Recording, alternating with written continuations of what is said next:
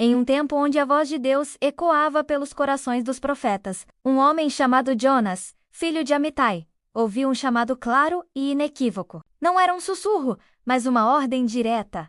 Levanta-te, vai à grande cidade de Nínive, e clama contra ela, porque a sua malícia subiu até mim. Nínive, o nome em si já trazia um calafrio. Era a capital do Império Assírio, conhecido por sua crueldade, sua idolatria e sua sede de sangue. Imaginar-se caminhando por aquelas ruas, proclamando a ira divina, era algo que Jonas não conseguia conceber. Por que ele? Por que Nínive? Sua mente fervilhava com dúvidas e medos. Ele era um homem de Israel, e Nínive era a personificação de tudo o que era contrário à sua fé. O medo de ser rejeitado, ridicularizado, ou, pior, executado, começou a sobrepujar o senso de dever. Afinal, ele era um profeta. Não deveria ele ter fé inabalável? Mas a realidade da tarefa era esmagadora. A ideia de ir a Nínive, de ser um arauto da condenação para um povo tão perverso, parecia impensável. Uma parte de Jonas gritava por obediência, mas a outra,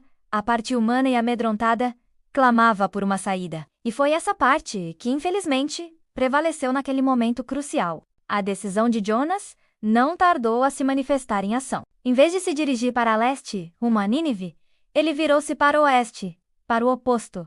Seu destino escolhido, Tarsis, uma cidade portuária distante, tão longe quanto se podia ir. Um símbolo de escape, de esquecimento, de uma tentativa desesperada de se afastar da presença do Senhor. Ele desceu a Jope, um movimentado porto onde navios partiam para todos os cantos do mundo conhecido. O burburinho dos marinheiros, o cheiro de sal e peixe, o som das gaivotas. Tudo isso parecia uma melodia de liberdade para Jonas. Ele encontrou um navio que se dirigia para Tarsis I. Com uma urgência que disfarçava sua culpa, pagou sua passagem. Enquanto o navio se afastava lentamente da costa, Jonas sentia um alívio temporário. O vento no rosto, o balanço suave do navio, a vastidão do oceano. Parecia que ele finalmente havia escapado da voz insistente de Deus. Mas a sensação de fuga é sempre ilusória. A presença de Deus, embora não visível, é inescapável. E a natureza, muitas vezes, é um instrumento em suas mãos. Deus, em sua soberania, não permitiria que a desobediência de Jonas passasse despercebida. Uma grande tempestade, violenta e repentina, irrompeu sobre o mar. Ondas gigantescas engoliam o navio, os ventos uivavam como espíritos furiosos, e o céu escureceu a ponto de não se distinguir dia de noite. Os marinheiros, homens experientes e acostumados aos perigos do mar, foram tomados pelo terror. Eles lançavam a carga ao mar para aliviar o peso da embarcação. Clamavam a seus deuses, mas nada parecia deter a fúria da tempestade. Em meio ao caos, uma figura permaneceu estranhamente alheia. Jonas, exausto pela tensão da fuga e talvez pela própria culpa, havia descido ao porão do navio e adormecido profundamente. O mestre do navio, em desespero, o encontrou e o repreendeu. Que tens, dorminhoco?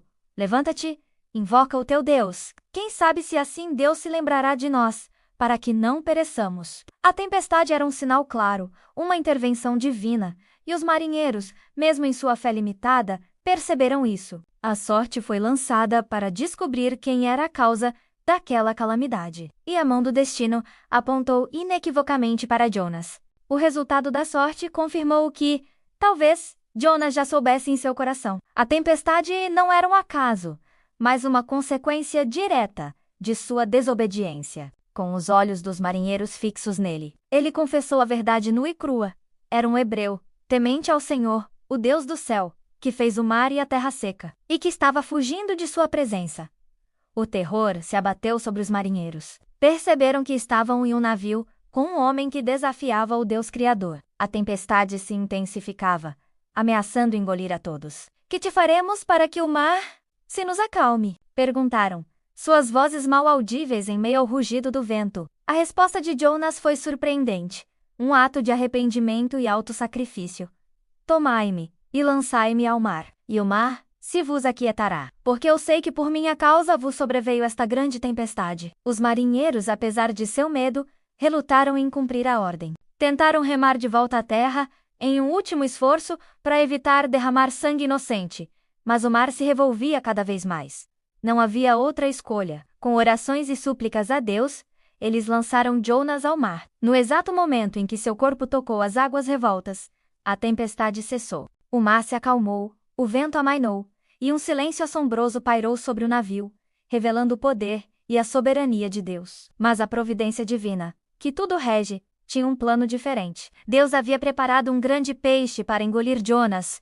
Não era o fim, mas o início de um confinamento inusitado, um ventre escuro e úmido que se tornaria uma escola de arrependimento e reflexão. Dentro do peixe, Jonas passou 3 dias e 3 noites. Imagine a escuridão absoluta, o cheiro de peixe, o som abafado das ondas e a sensação de estar completamente isolado do mundo. Foi ali, nesse lugar improvável, nas profundezas do abismo, que Jonas finalmente se confrontou com a enormidade de sua fuga e a grandiosidade da misericórdia de Deus. Ele orou, um clamor desesperado e sincero, reconhecendo seu pecado, sua tolice e a salvação que só podia vir do Senhor.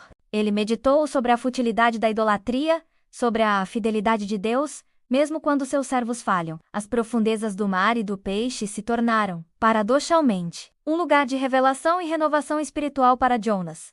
Após 3 dias e 3 noites de agonia e arrependimento nas profundezas, Deus falou ao peixe, e obediente à voz do Criador, o grande animal vomitou Jonas em terra firme. Que cena deve ter sido!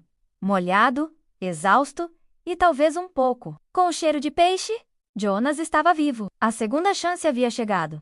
E com ela, o mesmo chamado que ele havia tentado evitar. Levanta-te, vai à grande cidade de Nínive, e prega contra ela a mensagem que eu te darei.